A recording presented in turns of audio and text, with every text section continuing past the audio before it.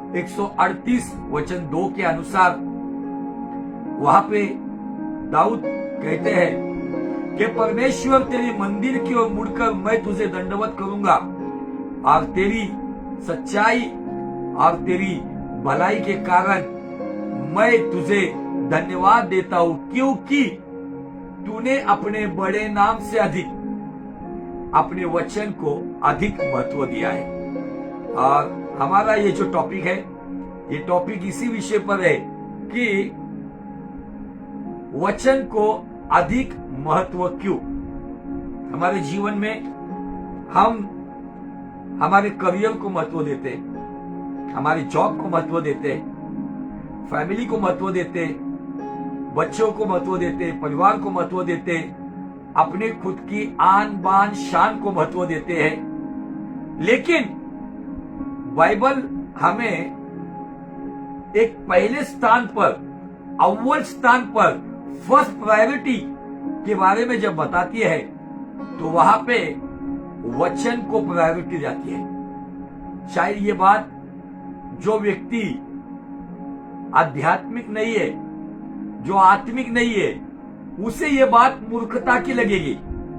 लेकिन जो व्यक्ति सच में आत्मिक है, वो अपने जीवन में अपनी धन दौलत, अपना ज्ञान, अपनी शान, अपनी शोहरत, अपनी दौलत, अपनी ताकत, अपना परिवार, अपने कॉन्टैक्ट्स, इससे अधिक जो व्यक्ति परमेश्वर को अधिक और उसके वचन को अधिक महत्व देता है, वही स्वर्ग के दृष्टिकोण में एक सच्चा विश्वासी है।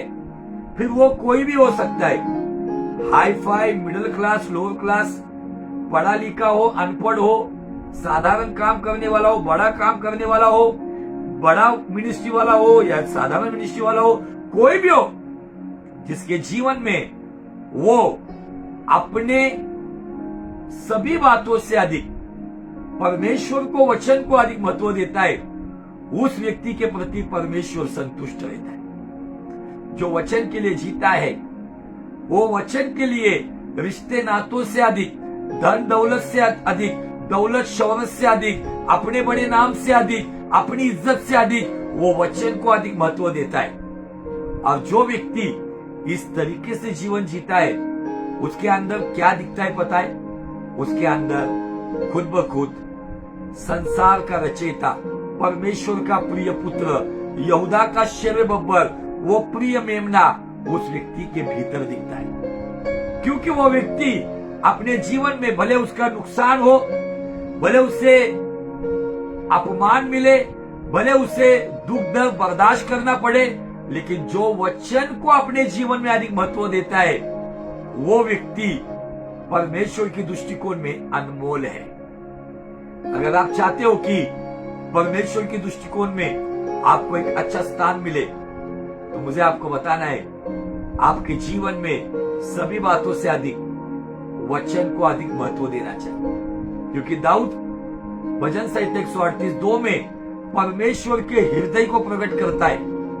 वो कहता है कि खुदावन, तेरा वो बड़ा नाम जो तूने इब्राहिम को प्रकट किया था, एल शदाई, तूने वो बड़ा नाम मूसा को प्रकट किया था, यहोवा, तूने वो तेरा बड़ा नाम यशायाह नबी को प्रकट किया था, इम्मानुएल।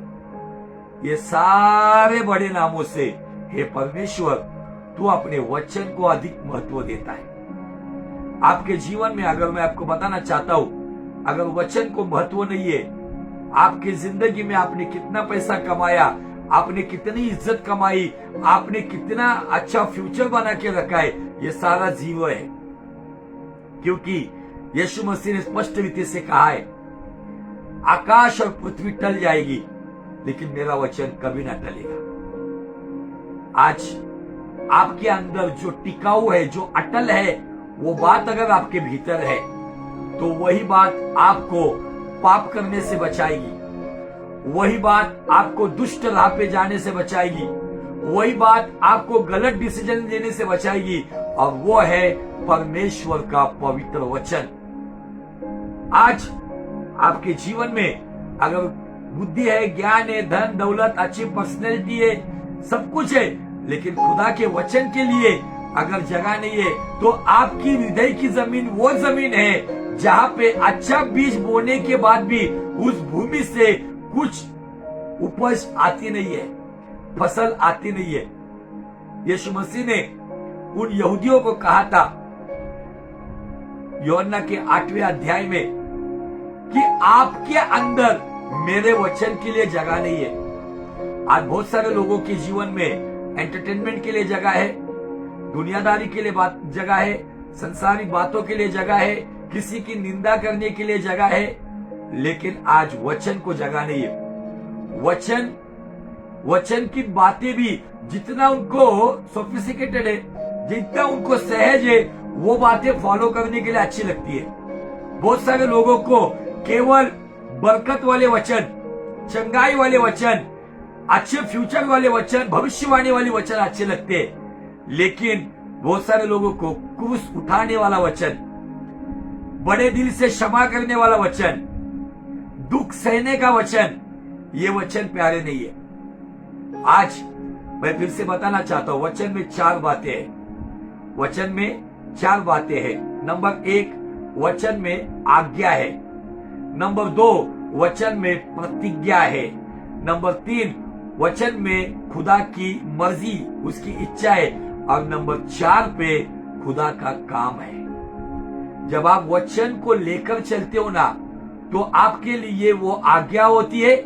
वो आज्ञा का पालन करते हुए आपको प्रतिज्ञा मिलती है। वही प्रतिज्ञा को देखते हुए आप खुदा की मर्जी को पूरा करते हैं, और खुदा की मर्जी को पूरा करते करते आप खुदा का काम भी पूरा करते हो। आज कितने हैं जो अपने मार्गों से भटक गए?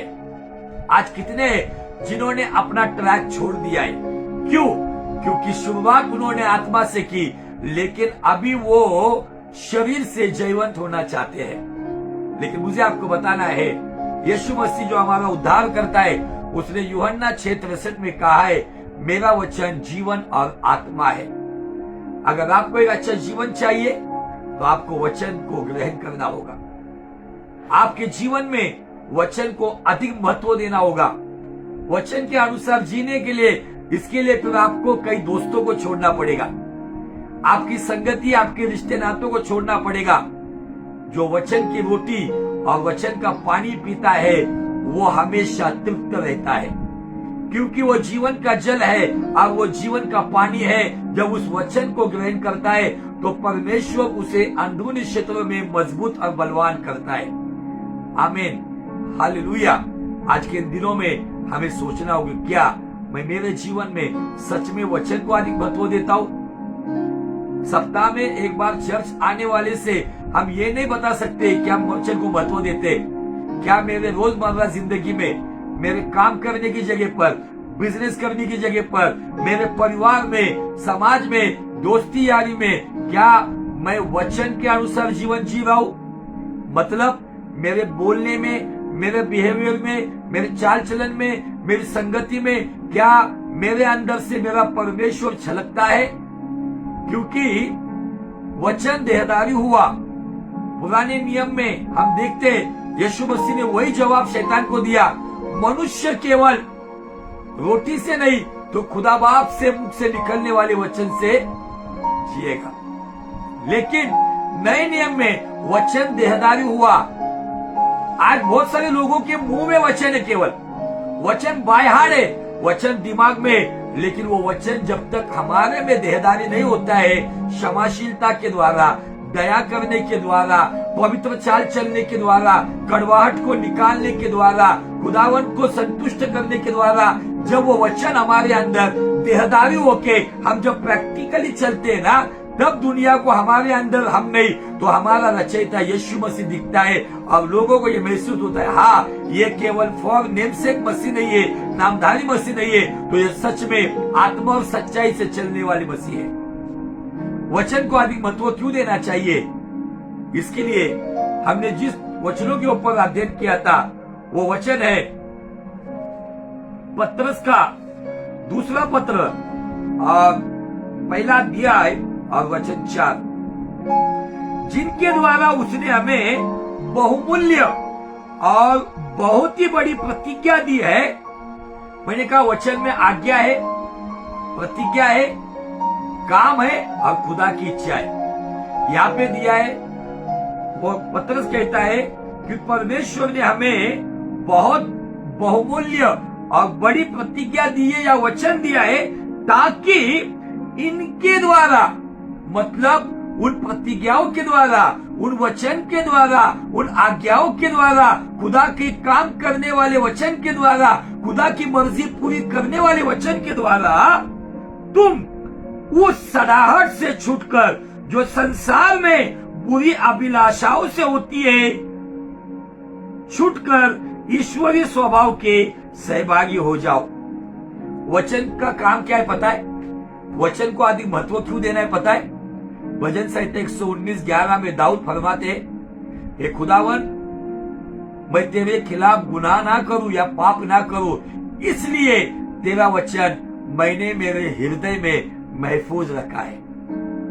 आजकल लोगों के दिमाग में वचन है, मुंह बोली वचन है, लेकिन हृदय में नहीं है, हार्ट में नहीं है। दाऊद कहता है कि तेरे खिलाफ मैं पाप ना करूं, इसलिए तेरा वचन मैंने यहाँ रखा है। अगर वो यीशु यहाँ पर है, वो वचन यहाँ पर है, अगर वो अंदर है, तो मुझे आपको बताना है, वो कदम कदम पर, सेकंड सेकंड पर हमारे भटकने वाले जीवन को सही दिशा में लेकर आएगा।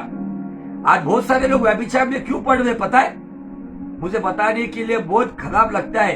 इन दिनों में ऐसी बातें मैंने देखी है, केवल अफवाहें नहीं, फुल प्रूफ के साथ अच्छे अच्छे विश्वासी, बड़े नाम वाले पास्टर्स, बड़े औहदे के लोग, जो चर्च में आके रबा रबा करने वाले, बड़ी आराधना करने वाले, पुलपिट पर गिटार लेके नाचने वाले, वर्शिप करने वाले, इन लोगों का जीवन जब वैयक्तिक क्षेत्र में, क्योंकि बाइबल कहता है तेरा पाप तुझे पकड़वाएगा। ऐसे बहुत सारे लोगों को इस कोरोना वायरस ने एक्सपोज किया है। यंग हो, मुझे तो शर्म आती बताने के लिए, ऐसे लोग एक्स्ट्रा मैरिटल अफेयर्स में पड़े हुए जिनके बच्चों की शादियां हुई है, क्यों कुछ लोगों की शादियां होने वाली है, क्यों? अब वो लोग जो चर्च में लीडरशिप करने वाले, कुछ पासवान लोग, कुछ विश्वासी लोग, कुछ आराधक लोग, स्त्री पुरुष, जवान लड़के लड़कियां, ये क्यों पाप में पड़ रहे पता है?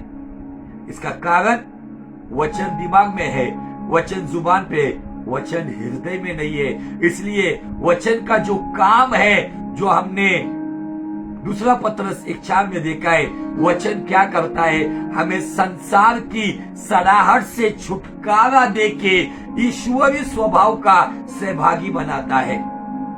आज बड़े बड़े लोग क्यों गिर रहे? बड़े बड़े विश्वासी क्यों गिर रहे? पासवान लेवल के लोग गिर रहे, आराधक गिर रहे। व्यभिचार उनके अंदर इस तरीके से भरा है, उनके अंदर किसी बात का डर नहीं। कोरोना का डर बहुत बड़े पैमाने में है, लेकिन खुदा का डर चला गया। क्यों? कारण क्या है? अब ऐसे लोग भी बेशर्मी से हदें पार करते हुए वो सेवकाई भी दिखेंगे आपको। मैं रियलिटी बेस पे प्रचार कर रहा हूं अजीजों। जो बातें मैं खुद आंखों से देखता हूं, कानों से सुनता हूं, तब तक मैं वो बातें, मैं किसी का नाम भी नहीं ले रहा हूं यहाँ पे, लेकिन जो अनुभव पिछले 1.5 साल में इस लॉकडाउन में मैंने लिया है ना, बहुत सारे लोग बेपरवाही से चल रहे, बहुत सारे लोग बदतमीज हो गए हैं। जो आराधना करने वाले थे, प्रचार करने वाले थे, खुदावन का बड़ा नाम करने वाले थे, ऐसे लोग भी अडल्ट्री में पड़ रहे। अपनी बीवियों को छोड़कर किसी और व्यक्ति के साथ अलग घर बसा रहे, अपनी बीवी को त्याग कर किसी और व्यक्ति के साथ अपना घर बसा रहे। ऐसी घटनाएं घट रही है। क्यों? वे लोगों की घटनाएं मैं बताना चाहता हूं। एक साधारण विश्वासी को तो छोड़ दो, जो वचन प्रीच करने वाले, जो स्टेज के ऊपर अकड़ने वाले, ऐसे लोग इस पाप में गिरे। क्यों? क्योंकि वचन केवल यहाँ है, वचन जुबान पर है, वचन यहाँ नहीं। अगर वचन यहाँ होता है ना, तो वो व्यक्ति की पहचान है, वो सभी बातों से वचन को अधिक महत्व देता है। याद करो उस यूसुफ को, उसके पास वचन नहीं था, लेकिन उसने सुना था परमेश्वर पवित्र है, अब वो अपवित्र बातें देख नहीं सकता। जब पोटीफर की स्त्री ने उसको वो संसार की सड़ाहट में लेके जाने की कोशिश की, तब वो कहता है, हे स्त्री, तेरे साथ ये कुकर्म करके मैं खुदा की दृष्टि में दोषी बनूं? मैं कतई नहीं, कभी भी नहीं। गुनहगार नहीं होना चाहता था। जवान था, जवानी की अभिलाषाएं थी, माहौल भी अच्छा था, घर में कोई नहीं थी, और अपने साथ वो शारीरिक पाप करने के लिए उस घर की मालकिन सुंदर थी, सब कुछ मौका था, सारा एटमॉस्फेयर तैयार था। लेकिन यूसुफ वहां से क्यों भागा? क्योंकि यूसुफ अपने उस बड़े स्थान से अधिक, वो काम से अधिक वचन को महत्व देने वाला था, खुदा को वचन देने वाला था, महत्व देने वाला था, इसलिए वहां से भागा और पवित्रता की चाल चलते हुए वो ईश्वरीय स्वभाव का सहभागी हुआ। ईश्वरीय स्वभाव का सहभागी हुआ। क्यों हुआ? क्योंकि वचन। मैं आज आपको बताना चाहता हूं अजीजों, आपके पास आपको कितना नॉलेज है, आप कितने बुद्धिमान हो, आप कितना स्कूल पढ़े हो, कॉलेज पढ़े हो, कितनी डिग्री आए, अच्छी बात है, लेकिन आप जब तक वचन को अपने अंदर नहीं लेते हो ना, तब तक आपका मसीही जीवन खतरे में है।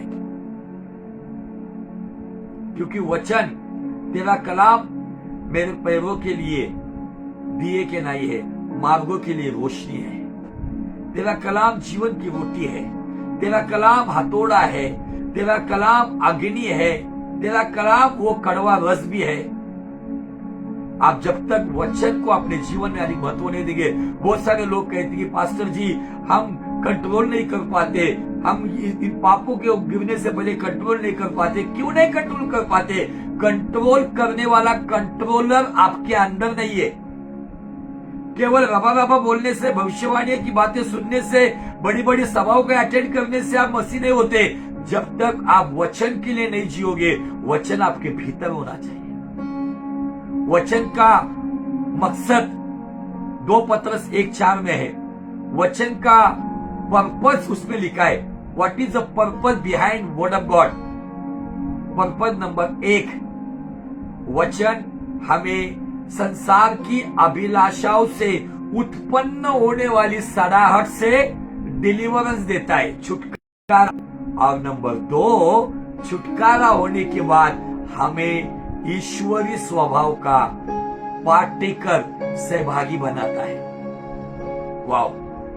भले हमें कोई बड़ी मिनिस्ट्री मिले या ना मिले, धन दौलत मिले या ना मिले, लेकिन संसार का रचयिता, वो पवित्र परमेश्वर के पवित्रता के सहभागी हम बनते हैं, उसकी कृपा के सहभागी हम बनते हैं, उसकी दया के सहभागी हम बनते हैं, उसके राज्य के सहभागी हम बनते हैं। कब? जब वचन हमारे अंदर आता है। और एक बात हम देखेंगे, इब्रानी का 4 अध्याय और वचन 12 क्या कहता है? क्योंकि परमेश्वर का वचन जीवित, कैसा है? देखो वचन प्रबल और हर एक दुधारी तलवार से बहुत चोखा, जीवित, प्रबल, चोखा, धारदार, और प्राण और आत्मा को और गांठ गांठ और गूंदे गूंदे को अलग करके आर पार छेदता और मन की भावनाओं और विचारों को जांचता। वचन क्या करता है पता है? यहाँ पे हमने 2 पत्रस 1:4 में देखा, वचन का एक मकसद है छुटकारा देना, दूसरा मकसद है ईश्वरीय स्वभाव का सहभागी बनाना, और यहाँ पे इब्रानी 4:12 में क्या बताता है पता है? वचन स्कैन करता है, सिटी स्कैन, एमआरआई जो हम लोग आज बॉडी का करते हैं ना, जब कोई फॉल्ट नहीं मिलता है, जब डॉक्टर कहता है हम लोग इलाज कर रहे हैं, बहुत ट्रीटमेंट कर रहे हैं, लेकिन कुछ फायदा नहीं हो रहा है, आपको आपका होल बॉडी का सिटी स्कैन और एमआरआई करना पड़ेगा। बाइबल कहता है यहाँ पे इब्रानी 4:12 में, हिब्रूज 4:12 में बाइबल कहता है वचन एमआरआई सिटी स्कैन करता है। वो वचन जो जीवित है, प्रबल है, दोधारी तलवार से भी चौका है, जो हमारे शरीर के गूंदे गूंदे और गांठ गांठ को चीर के अंदर तक चुभता है और हमारे प्राण और मन के अंदर जाकर हमारे भावनाओं को जांचता है, जांच करता है। अगर वचन या बुद्धि में रहेगा तो हमारे मन में क्या चल रहा है, क्या जांच होने वाली है। अगर वचन केवल बाहर है तो हमारे आत्मा में क्या चल रहा है, क्या पता चलने वाला है। वचन अंदर रहना चाहिए, और जिसके अंदर जाता है ना, उसके अंदर परिवर्तन लाता है। वचन का मकसद है कि वो व्यक्ति बदल जाए। आज लोग नॉन बिब्लिकल बातों को अधिक महत्व देते, तेल पानी, केवल भौतिक बात की भविष्यवाणी, केवल उस पास्टर के द्वारा, उस सेवक के द्वारा हो गए चिन्ह चमत्कार, ये बातें आपको बदलेगी नहीं। हमने ऑलरेडी पिछले एपिसोड में देखा है, मई महीने में वो उदाहरण यीशु मसीह ने दिया। वो भिखारी लाजर जो अब्राहम की गोद में था और वो धनवान नरक की अग्नि में था, वो कहता है किसी को जिंदा करके मेरे 5 भाइयों के पास भेज ताकि वो विश्वास करे, मतलब मुर्दा जिला के भेज ताकि वो विश्वास करे। अब्राहम क्या कहता है, उनके पास मूसा की किताब है, भविष्यवक्ताओं की किताब है, उनके पास बाइबल है। अगर वो सुनकर भी, वो पढ़कर भी वो बदलते नहीं है, तो कोई मरा हुआ व्यक्ति भी जाकर बताएगा तो भी उनका जीवन बदलेगा नहीं। आपको जीवन बदलने के लिए किसी की मुर्दा व्यक्ति की जिंदा होने वाली गवाही, या किसी को नरक का दर्शन, या किसी को स्वर्ग का दर्शन, या लंगड़ा चलना, अंधा देखना, ये बातें होनी चाहिए। लेकिन ये बातें आपके आत्मा को अंदर से नहीं बदलेगी। तो आपको बदलने के लिए गूंदे गूंदे तक जाने वाली ये तलवार चाहिए। वचन क्या करता है पता है? 2 बातें यहाँ पर भी, मैंने एक ही बात बताई आपको। वचन को बताया गया वो जीवित है, प्रबल है और दोधारी तलवारी से चौका है, जो अंदर काटते जाता है और सभी बातों को वो जांचता है। जैसे 2 पत्रस 1:4 में वचन छुटकारा देता है और हमें ईश्वरी स्वभाव का सहभागी बनाता है, लेकिन इब्रानी 4:12 में वचन गलत बातों को काटता है और हमें जांचता है। हमें 2 पत्रस 1:4 में डिलीवरर्स एंड पार्टेकर्स बनाता है, छुटकारा देता है, सहभागी बनाता है। और इब्रानी 4:12 में ऑपरेशन करता है और जांच भी करता है। इसलिए कुछ लोग कहते हैं आज पास्टर जी ने संदेश दिया, प्रचार किया, सब कुछ मेरे ऊपर ही था, मुझे लग रहा था, चुभ रहा था, मुझे ताने मार रहे थे। ये ताने नहीं है। अगर आपके अंदर जाना है ना, तो उसको अंदर आने दो। आप जो गलत है ना, उसका बाईपास सर्जरी होते जाएगा हार्ट से। अगर ब्रेन में ट्यूमर है, ट्यूमर कट जाएगा। अगर लंग्स के ऊपर अगर कुछ एक्स्ट्रा मास चढ़ा हुआ है, इन्फेक्शन है, वो कट जाएगा। और जब अंदर तक जाकर जांच करेगा और आपको एहसास होगा कि मैं ये पाप, गुप्त पाप कर रहा हूं और ये गुप्त पाप की वजह से मेरे जीवन की दशा ये है। अगर कोई व्यक्ति कहता है कि पास्टर ताने मार रहे, तो उसको समझना है उसने केवल ऑपरेशन किया है, अपने वचन के द्वारा अपने आप को जांचा नहीं है। ऑपरेशन भी होने दो और जांच भी होने दो। जब ऑपरेशन होने के बाद जांच होगी या जांच होने के बाद ऑपरेशन होगा, ये दोनों बातें आपकी आत्मिक दशा के लिए लाभदायक होगी। बहुत सारे लोग डीप में नहीं जाना चाहते, ऊपरी ऊपरी तैरना चाहते, ऊपरी ऊपरी बातों में देखना चाहते। कुछ लोग कहते हैं हमारी जिंदगी हमको जीने दो, हम हमारी जगह पर ठीक है, नो प्रॉब्लम। यीशु मसीह आएगा ना, तब पछताने वालों में एक बड़ी संख्या होगी जो छाती पीट के लेंगे कि हमने सुना नहीं, वचन को महत्व दिया नहीं। मैं आपको बताना चाहता हूं, जब बादलों पर हमारा उद्धार करता आएगा, तो वो उन्हीं लोगों को उठाएगा जिन्होंने अपने जीवन में सभी बातों से अधिक वचन को महत्व दिया। फिर वो कब्रिस्तान में मुर्दा हो या धरती पर जिंदा हो, उन्हीं लोगों को अपने साथ लेकर जाएगा जो पिता को जो भाता है, पिता को क्या भाता है? पिता को अपने बड़े नाम से अधिक, भजन संहिता 138:2 के अनुसार, अपने वचन को अधिक महत्व देने वाले अधिक भाता है। आमीन, हालेलुया। क्या आपके जीवन में आपने वचन के लिए कॉम्प्रोमाइज तो नहीं किया? कोई ऐसा आपके जीवन में वचन को केवल अपने फायदे के लिए तो इस्तेमाल नहीं किया?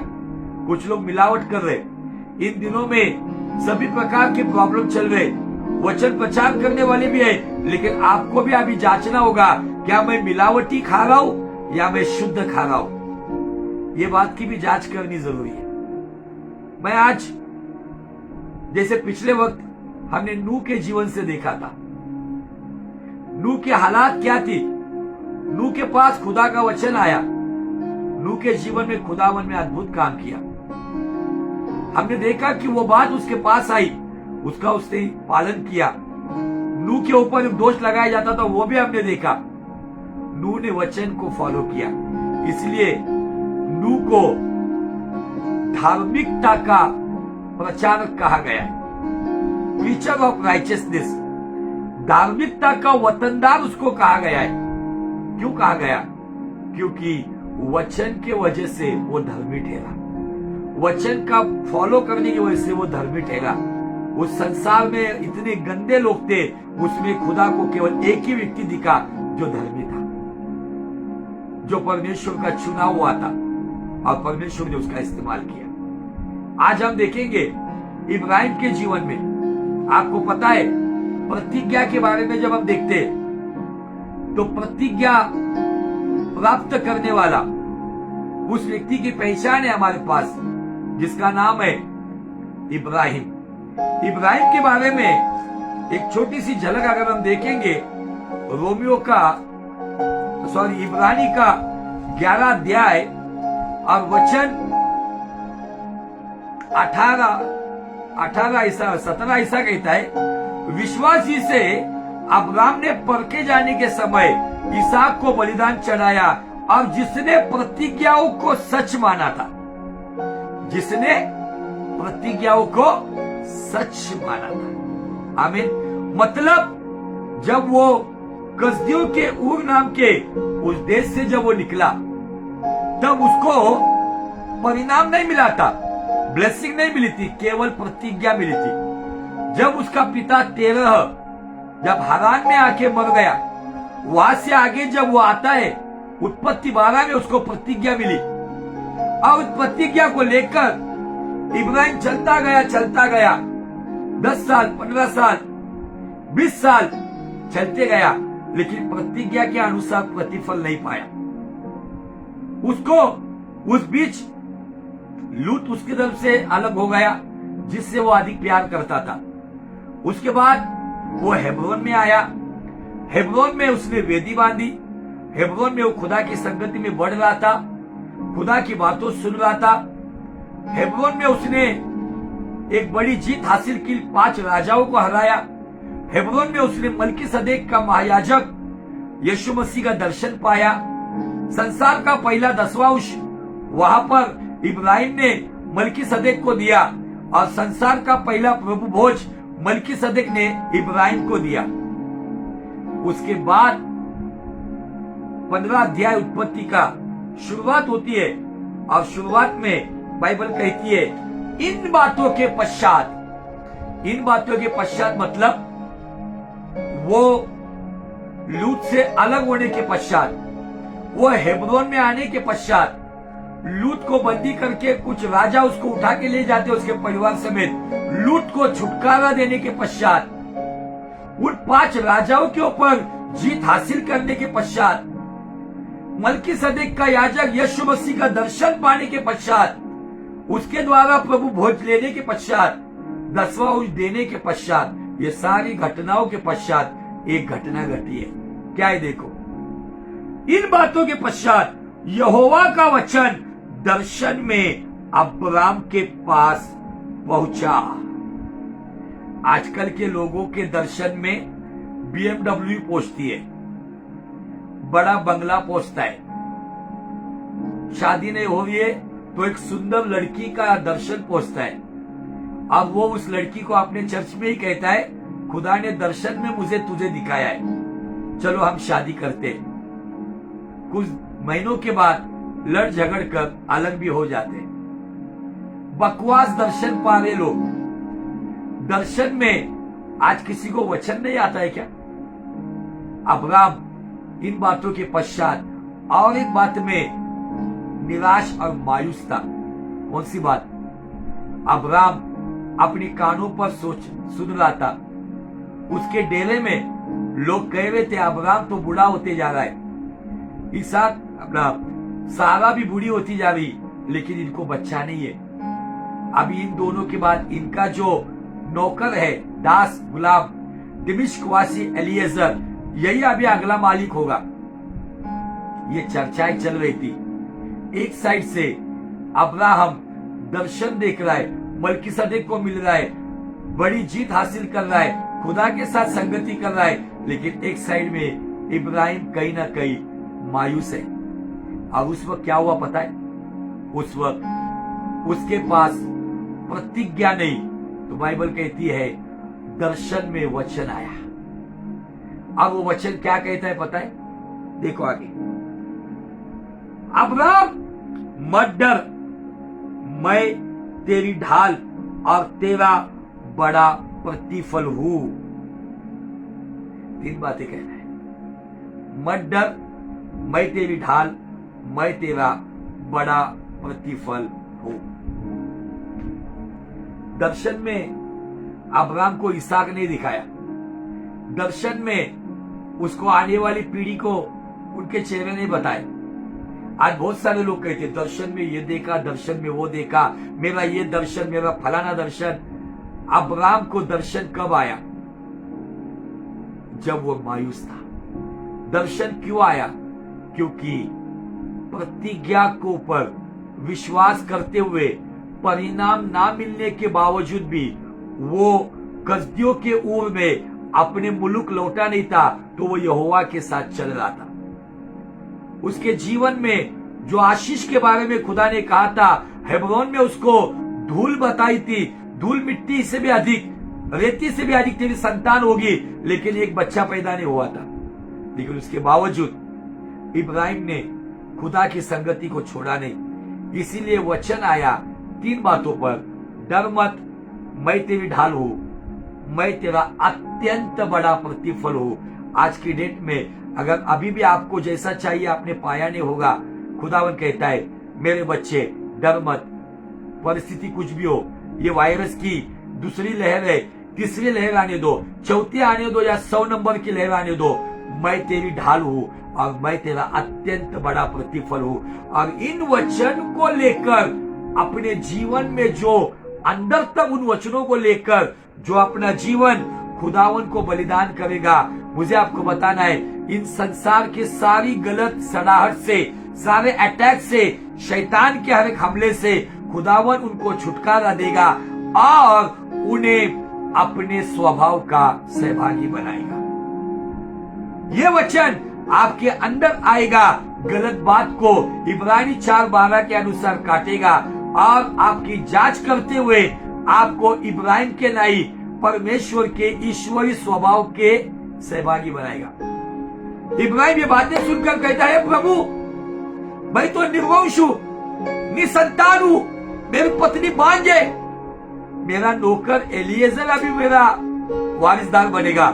तब खुदा कहता है कतई नहीं, कतई नहीं इब्राहिम, मैं जो बोलता हूं वो मैं करता हूं, मैं वचन का परमेश्वर हूं, मैं एक बार बोल दिया तो बोल दिया, मेरे वचन को मैं खुद पालन करता हूं। तू निर्वंश नहीं मरेगा, तेरी अपनी निज संतान, तेरा निज पुत्र तेरा वारिस होगा।